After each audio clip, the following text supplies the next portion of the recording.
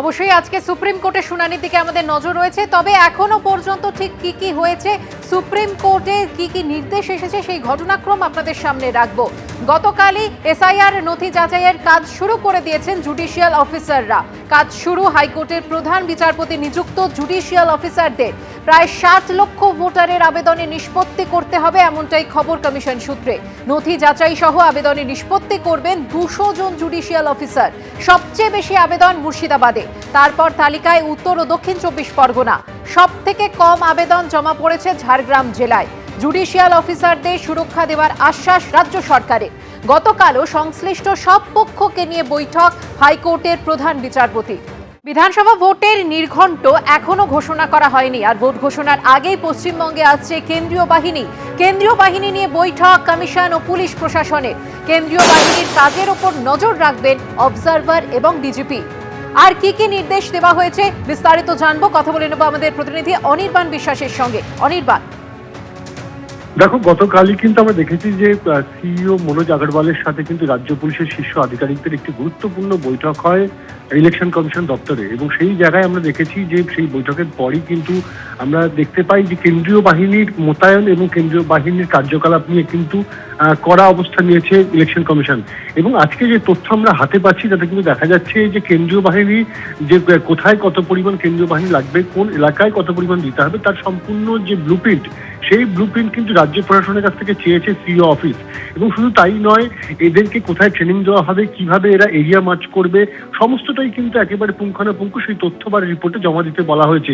এর পাশাপাশি আমরা দেখতে পাচ্ছি যে বর্ডার এলাকাতে সেখানে কিন্তু নাকা চেকিং বাড়ানোর কথা বলা হয়েছে। কিভাবে নাকা চেকিং চলছে বা কতগুলো জায়গায় পয়েন্টে নাকা চেকিং রয়েছে সেই সম্পর্কিত তথ্য দিতে বলা হয়েছে। এবং সব জায়গাতেই কিন্তু ওয়েবক্যামের উপরে জোর দেওয়া হচ্ছে কিন্তু সিইও অফিসের তরফে। এবং তার পাশাপাশি আমরা যদি দেখে থাকি যে বিভিন্ন জায়গায় যে অপরাধমূলক ঘটনা ঘটে থাকে রাজ্যের, সেই অপরাধমূলক ঘটনায় কত পরিমাণ রেড হয়েছে, কত পরিমাণ দুষ্কৃতীরা এখনো বাইরে রয়েছে, আর্মস এবং এক্সপ্লোসিভের রিকভারি কি সেই সম্পর্কে বিস্তারিত তথ্য, সেই তথ্যও কিন্তু জমা দিতে বলা হয়েছে রাজ্য প্রশাসনকে। এবং যেটা সবচেয়ে গুরুত্বপূর্ণ, গতকালই আমরা জানিয়েছিলাম যে ইন্টিগ্রেটেড কমিউনিকেশন এবং কন্ট্রোল সিস্টেম, সেই ইন্টিগ্রেটেড কমিউনিকেশন এবং কন্ট্রোল সিস্টেম, সেই সিস্টেম কিন্তু রাজ্য স্তরে এবং জেলা স্তরে দুই স্তরেই কিন্তু করা হবে। এবং এই যে কমিশনের তরফ থেকে পরিষ্কার বার্তা দেওয়া হচ্ছে যে বাহিনী নিয়ে আসলে শুধুমাত্র বাহিনীকে পুষিয়ে রাখা যাবে না, বাহিনীকে দিয়ে পর্যাপ্ত কাজ করতে হবে। এবং তার জন্য কিন্তু ত্রিস্তরীয় মনিটরিং থাকবে। কারা কারা মনিটরিং করবেন? ডিজিপি অফিস অর্থাৎ রাজ্য পুলিশের সদর দপ্তর থেকে মনিটরিং চলবে।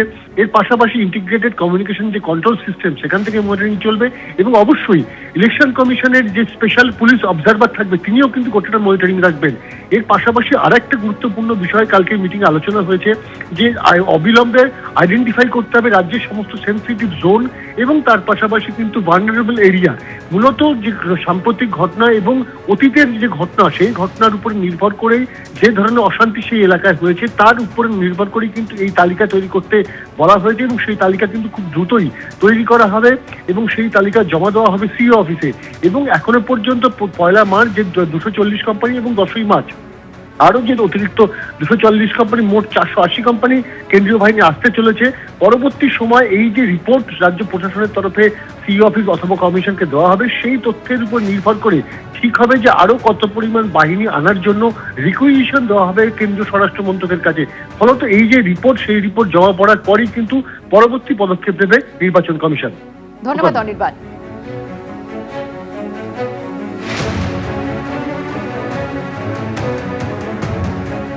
নির্বাচন কমিশন এবং রাজ্য পুলিশের তরফ থেকে কি জানানো হয়েছে শুনুন। পুলিশ অবজারভার যেটা আছে রেকমেন্ডেশন দিয়েছেন কি যে সেন্ট্রাল ফোর্স আসছে যেটা মুভমেন্ট করবে ও গাড়ির মধ্যে জিপিএস ট্র্যাকিং থাকবে, কোথায় কোথায় যাচ্ছে नहीं যাচ্ছে, কোথায় কোথায় আপনার পেট্রোলিং হচ্ছে नहीं হচ্ছে, এটা খবর থাকবে তাকি অল এরিয়াস কভার হতে পারবে। এটা কন্ট্রোল কিছু নেই, এটা তো একটা ইনফরমেশন থাকবে যেটা আছে, এটা অ্যাক্সেস করতে পারবেন, এসপি করতে পারেন, এটা ডিএম করতে পারেন, এটা এসডিও করতে পারেন, এটা পুলিশ অবজার্ভার করবেন, এখানে ডাইরেক্টর অফ পুলিশ করতে পারে, যে কোনো লোক করতে পারে। এটা প্রথম চালু হচ্ছে একদম, আগে भी হয়েছে, এটা তো কালীগঞ্জ বাই ইলেকশনে হয়েছিল, এটা আগে হয়েছিল, এটা মানে গোটা রাজ্য জুড়ে এবার প্রথম সেই অর্থ হচ্ছে। হ্যাঁ, গোটা রাজ্য জুড়ে যেটা আছে পুলিশ অবজার্ভার বলেছেন যেটা আছে এটা করার জন্য এটা হবে। আর সেন্ট্রাল ফোর্স কন্ট্রোল কি করছে সেন্ট্রাল ফোর্স সেন্ট্রাল ফোর্স কি যেটা তো ল অ্যান্ড স্টেট সাবজেক্ট আছে আমাদের মধ্যে ভালো আলোচনা হয়েছে ওনার যে হবে আমরা ইমপ্লিমেন্ট করব আমাদের সবাইদের আছে ইলেকশন আমরা ভালোভাবে করাবো मीटिंग का फर्स्ट मीटिंग था ये अभी तो धीरे धीरे चीजें फाइनल होंगी सर एक बात है इतना फोर्स आएगा 480 कंपनी लेकिन उन लोगों को डिप्लॉयमेंट और उन लोगों का जो फैसिलिटी चाहिए स्टेट का तरफ से वो फैसिलिटी क्या अभी से स्टार्ट हो जाएगा स्टेट का तरफ से इंस्टीट्यूट किया गया है कि कहाँ का रखेगा कहाँ फोर्स रहेगा अभी जब हम डिप्लॉयमेंट फाइनल करेंगे उसके बाद में होगा कि कहाँ रहेगा अभी तक कुछ फाइनल नहीं हुआ अभी डिप्लॉयमेंट ही फाइनल नहीं हुआ है डिप्लॉयमेंट नहीं फाइनल हुआ है उसके लिए फिर मीटिंग हुआ ये प्रिपरेटरी मीटिंग था नहीं अभी आना चालू नहीं एबीपी आनंद एगिए थाके एगिए राखी।